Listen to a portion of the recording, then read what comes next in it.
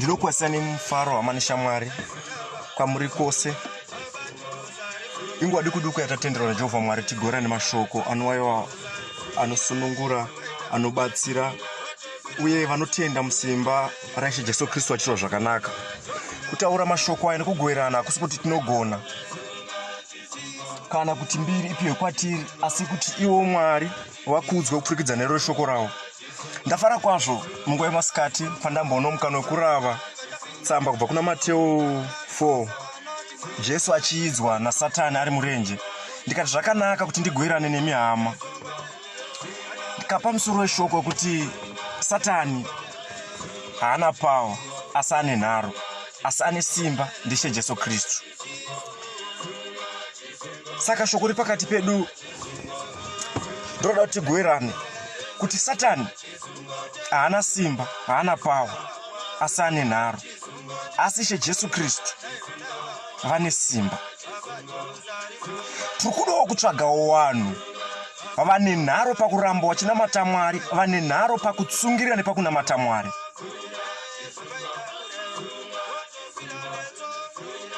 Ndiani akachenjera akangwara ati yenzeve anzwe. Iyi nhau yatinogoverana haisi nhau yekuchechi kwaunoenda, haisi nhau yekwaunogara. Iyi nhau yekunamata kwako iwe naMwari wako.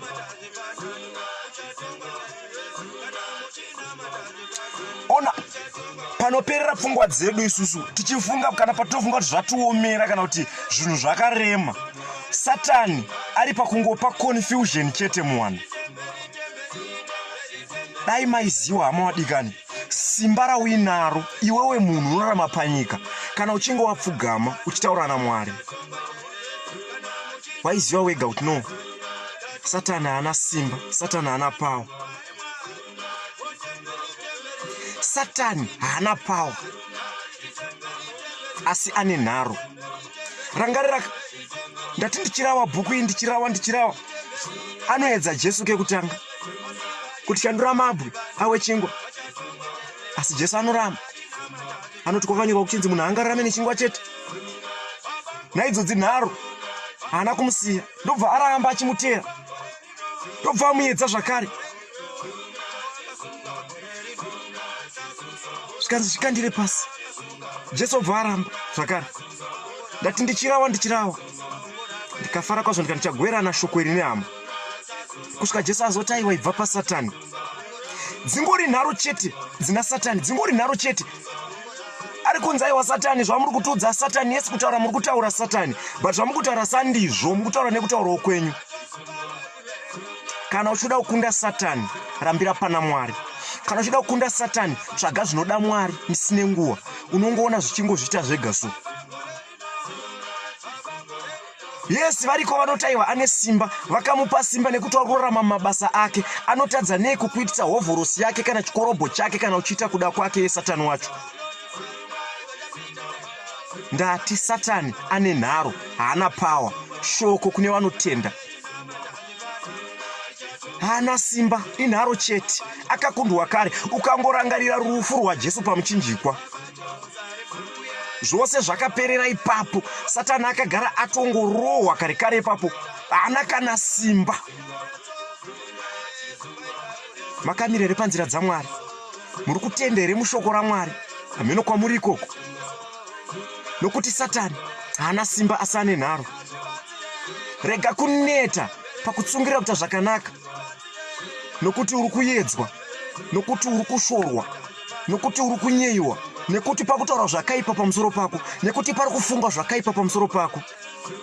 Satani anongokuinzira zvimwe zvimatambudziko so, zvimwe zvimiedzo so, zvekuti ukasachenjera kana ukasacherechedza, ukasanyatsotarisisa so, unogona kufunga kuti nyika yakuperera. Akakusika panyika, akakupa makumbo, achaziva paachafambira makumbo. Akakutendera iwewe kuti iwe mupenyu panyika, anoziva zvaunoda usati wakumbira. Satani haana simba asi ane nharo. Anoita simba kune avo vanoita kuda kwake, vanofamba murima. Havasi baba kana mai vakakubereka kana vakandibereka vanondudza shoko kana kuti vanokudza shoko rinokubatsira muupenyu hwako kana rinokusimbisa pana Mwari, asi rutendo rwako muna Kristu Jesu. idzo nzeve dzawakapiwa Mwari akatokutendera kuti unzwe mamwe emashoko ane chekuita neumambo hwaMwari. Zvino tiri kuti Satani haana simba asi ane nharo. Tiri kudawo wane nharo pakutsungirira pakuita kuda kwaMwari. Chimboitawo munhu ane nharo so dzekuramba kuti ndoramba ndakamirira Mwari wangu so. Uchingoita nharo so kuti aiwa no ini ndiri waMwari ndoramba ndakangomirira Mwari wangu so. Chimboitawo nharo kuti aiwa kunyange zvakadaro zvikanzi ndekupi kune munamato uchiendawo pese panze padapfo uchipfugamawo pese pawanzwa kuda kunyengetera uchinyengetera uchiitawo nharo nezvinhu zvacho so. Kwete nharo dzokukakavadzana nevanhu, nharo dzokugonera Mwari. Nekuti Satani anokutevera riwo, anouya nezvimwe zvaanoya nazvo zvinokubvisa pana Mwari. Satani anouya nemamwe mashoko anga makuhwa anopinda munzeve dzako, wabva wasendekera kunyatsokuteerera zvako uchiudzwa zvinoparadza kwete zvinowaka. Iwa nesimba rekuti ukanzwa chisinei neumambo hwaMwari kana chisinei zvachinobatsira mukati meupenyu hwako, inzwa zvibude nekuku. Asi ukanzwa chine zvokuita neumambo, tora nguva yekurangarira kuti asi kuti sei ndambonzwawo shoko rakadai.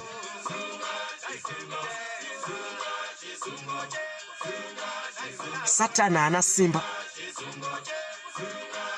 asi variko nhasi vari kurarama panyika, vari kufamba mumabasa ake, vari kunzi namatai Mwari ariko. Dai maiziva rudo runa Mwari pakati pevanhu vese vari panyika panapa.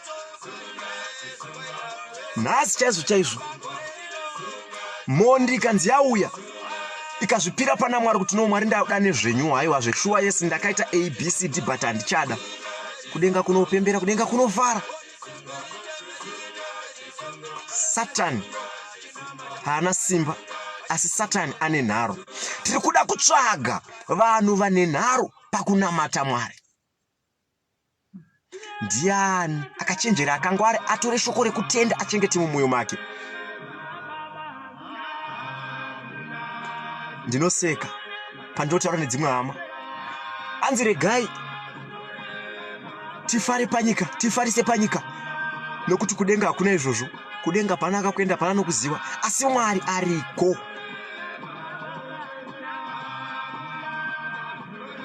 Haisina uye kuchechi kwaunopinda. Ndiri kumbotaura nechechi yemumwoyo ane nzeve dzekunzwa. Kunyange yeMwari akatisa panyika, akatipa vatumwa, mamesenja vanofambisa irori shoko rachona, vanofambisawo minamato yedu kubva pano patiri kuendesa kwavari kumusoro kudenga. Yes, muri kuitawo sei neyo mamesenja enyu?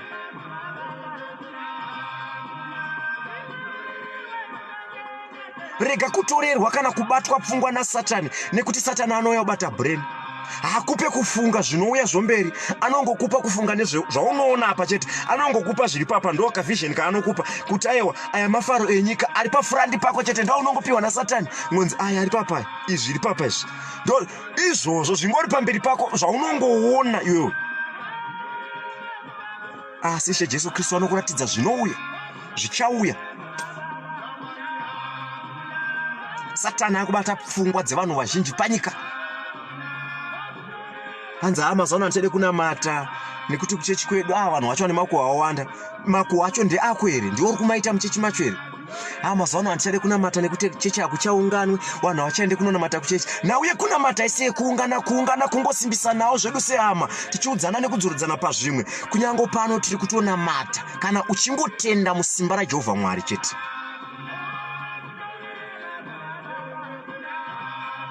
Hanzi hakupiko takabvirira kare kunamata. Aiwa, yes, unogona wakabvirira kare kunamata iwewe usina kuona shanduko kana kubata kwaMwari. Yes, uri kunamata but pauri kufamba napo hapasiripo. Bvisa zvakaipa zvese, ita kuda kwaMwari, ugara wakachengeta shoko rekuziva kuti Satani haana simba asi ane nharo.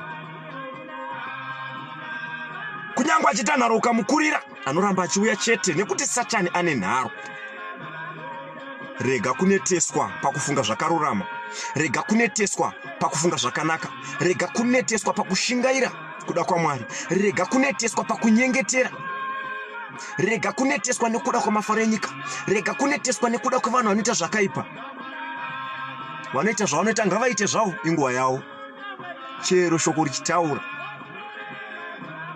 kuti kuguma kuchauya, kutongwa kuchauya, zvakanyorwa naMwari zvichazadziswa, zvakarehwa naMwari zvichazadziswa, hakuna chichashandurwa.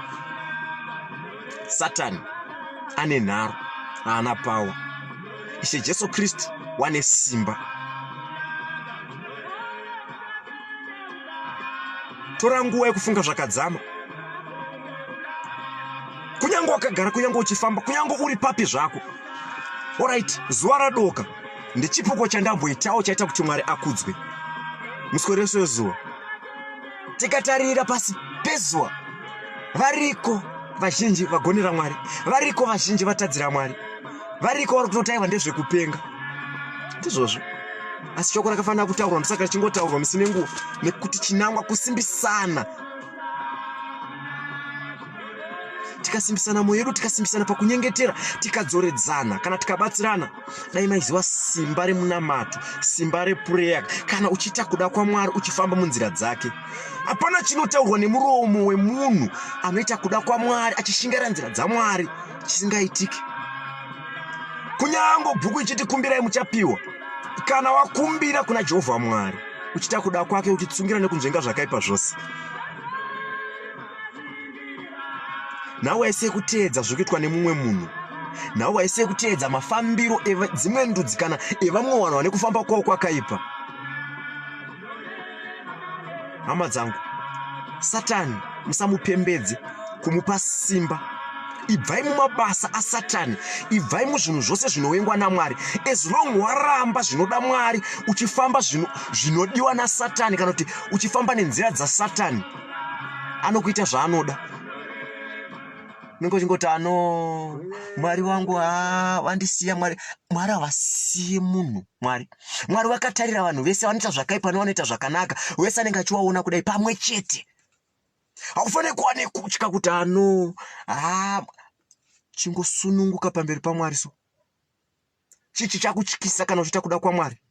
Uchatyei kana uchiita kuda kwaMwari? Mwari anotoudzwawo, Jehovha panyika pari kurwadza apa, ndibatsirei ndigone. Ndosaka paine ngirozi navatumwa vanotirinda nokutifudza tichirarama panyika. Naipo patinonyengetera, minamato yedu handinoenda nevatumwa. But dzimwe dzinenge dzingori bhizi nezvenyika izvozvo, dzimwe dzingori bhizi nekungobatira Satani, zveumambo hanei nazvo, zvekutsvaga zvinoda Mwari hana kana basa nazvo. Haurarame kuda kwako panyika, asi ziva kuti unoraramira Mwari. Ukaziva waunoraramira nokumugonera nekuita kuda kwake, uchazopupura kubata kwake nekutungamira kwake. Rega kupererwa pakufunga, funga zvomberi zvinouya. Mwari anoziva zvose. Mwari anotungamirira vanhu vanoita kuda kwake. Ndiani akachenjera akangwara, agara anyengetera? Ndiani? Nzeve dzakatenderwa kunzwa, yes. Ndosaka tichigoverana shoko, nokuti kunyange kana tichinge tagoverana shoko, ani nani anotenda, anogamuchira nemwoyo unoda kupona. Rangarira kumashure, vakagonera Mwari, vakaitwa zvakanaka, vakatadzira Mwari, vakatongwa. Shoko haringachinje kuti nhasi munyika yanhasi ya2021 kune imwe type yevanhu. Ava vanhu avaiwa havangatsve nekuti vamwe vanhu kana kuti kamwe kageneration. So Mwari anoda kunamatwa. Satani haana simba, asi Satani ane nharo. Idzodzi nharo ndo dzabvisa vanhu vazhinji pakunamata Mwari. Ndidzodzi nharo dzakonzera kuti vanhu vazhinji vatadzire Mwari. Satani haana simba, asi ane nharo. Tiri kudawo vanhu vane nharo pakunamata Mwari. Tiri kudawo vanhu vane nharo pakutsungirira nopakutsvaga zvose zvinoda Mwari. Mwari anotoziva kuti vanhu vanotadza vari panyika. Handisi kupembedza vanotadza, asi chimbotsvagawo kazvinoda Mwari zvacho zvitevere. Chimbotsvagawo kapa unonzi aiwa Mwari apa uri kuda izvi, umbozviteveroso. Zvidembe, uda misodzi chema, iti Mwari ndinokutadzirai. Iwe naMwari wako muri tu, tauriranai. Ukaona uchishaya mukana, nguva yekutaura naMwari wako, une nhamo. Tsvaga. Haisi nhau yekuti wototi handichade kunamata nekuti mufundisi wangu hawapo, handichade kunamata nekuti madzikoma angu haapo. une simba iwe asi unozviitisa. Satani haana simba asi ane nharo. Rega kutendera wakaipa kutonga nekukushandisa mukati meupenyu hwako. Zvimwe zvinofana kuramba kuti ano zvandidiso. Ukangoona pfungwa yekufunga zvakaipa yauya mauriso, gara wangodaidzira kuti ano no Mwari ndibatsirei, pfungwa yauya ina kutombonaka. Satani haana simba. Satani ane nharo. Tiri kudowa vane nharo pakutsungirira kuita kuda kwaMwari. Tiri kudowa vane nharo pakutsvaga zvose zvinoda Mwari. Taurai naMwari hama dzangu, anokuchengeta panyika. Munamate, mushumire, tsvagai zvose zvinoda Mwari muzvitevere. Vakakomborerwa vanotendera nzeve dzavo kunzwa mashoko evhangeri yeupenyu. Vakakomborerwa vanotendera nzeve dzavo kunzwa mashoko eumambo hwaMwari. Mwari ngaapiwe mbiri, ngaarumbidzwe. Kutaurwa kweshoko rake, tinotenda Mwari kune nzeve dziso dzanzwa. Handichapfuure zvangu kuenda mberi, asi ndinotenda nenguva duku yandatenderwa naMwari kuti ndikuzivise iwe hama yangu kuti Satani haana simba asi ane nharo. Chiwawo munhu ane nharo pakuita kuda kwaMwari. Chiwawo munhu ane nharo pakutsungirira nopakurwa namano adhiabhorosi. Kune nzeve dzanzwa, Mwari varangarira vete zvakanaka, uye pakunyengetera nepatinonyengetera hama neshamwari, tinokumbirirawo kune wose vanotenda musimba raMwari, vanotenda mushoko raMwari, kuti varangarirwe vatiwe zvakanaka naMwari.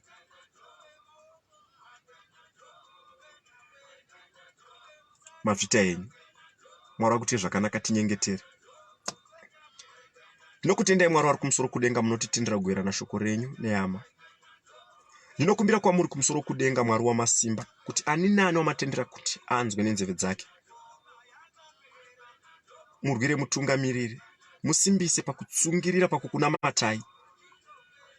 Mazvita henyu Mwari, matendera kukurukura kuti tive tine nharo pakutsvaga zvamunoda, asi tisakundwe nemano adhiabhorosi.